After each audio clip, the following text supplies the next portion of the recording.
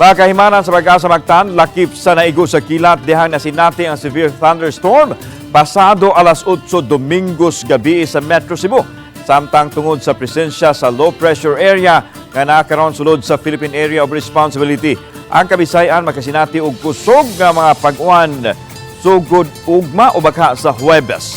Si Luan Mirondina sa report. Usa kining dipole antena sa Pag-asa Visayas sa naputol dihang naigo sa kilat ang buhatan sa Pag-asa Mactan Domingo sa gabii. Gawas ni ini, apektado usab ang ilang land switch, workstations, radar, upper air sounding equipment o guban pang kahimanan sa Pag-asa Visayas. Padayon ang gihimong assessment sa Pag-asa kung unsa kadako ang kadaot nga namugna sa maong kilat.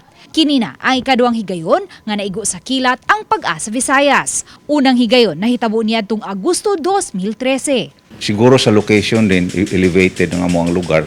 Andin may mga tall buildings sa kaning tower sa radar.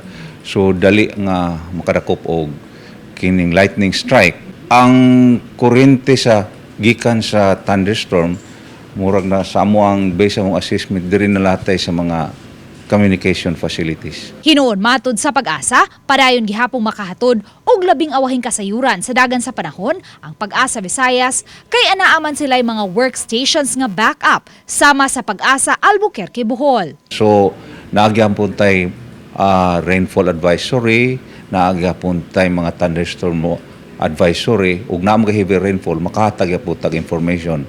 And the local forecast for 24-hour weather forecast at kining 5-day forecast nato makahatag lang gyapon ta. Matod ni Engineer Al Kiblat, pangu sa Visayas Pag-asa Regional Services Division nga ang nasinating kusog nga pag-uwan niadtong Domingo sa gabii sa Metro Cebu usa ka severe thunderstorm. Sulod sa duha ka oras nga pagbunok sa uwan, gikan sa alas 8:40 ngadto sa alas 10:40 sa gabii niadtong Domingo, natala sa Pag-asa ang 62.3 mm kon 311,500 ka mga baril sa tubig matag square kilometer ang nabubo nga uwan sa Metro Cebu, ilabi na sa Lapu-Lapu, hinungdan sa mga nasinating pagbaha. Samtang miabot sa 74.3 mm ang nabubo nga uwan sa Metro Cebu sukad sa alas 8 sa buntag niadtong Domingo hangtod sa alas 8 sa buntag kagahapon. Sa bigas bahin, padayon karong gimonitor sa Pag-asa ang low pressure area nga naumol alas 8 kagahapon sa buntag ug katapusan kining nasigpatan 310 kilometers east-northeast of Davao City.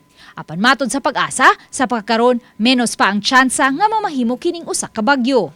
Karong adlaw, posibleng masinati ang igo-igo ngadto sa kusog nga pag-uwan sa Eastern Samar, Southern Leyte, Surigao del Norte ug Dinagat Islands. Samtang ugma ang Eastern Visayas, Central Visayas, Albay, Sorsogon, Masbate, Camiguin, Agusan del Norte, Surigao del Norte ug Dinagat Islands ang makasinati og igo-igo ngadto sa kusog nga mga pag-uwan. Uban ni Godfrey Rilien, Luan Mirondina, Balitang Bisdak.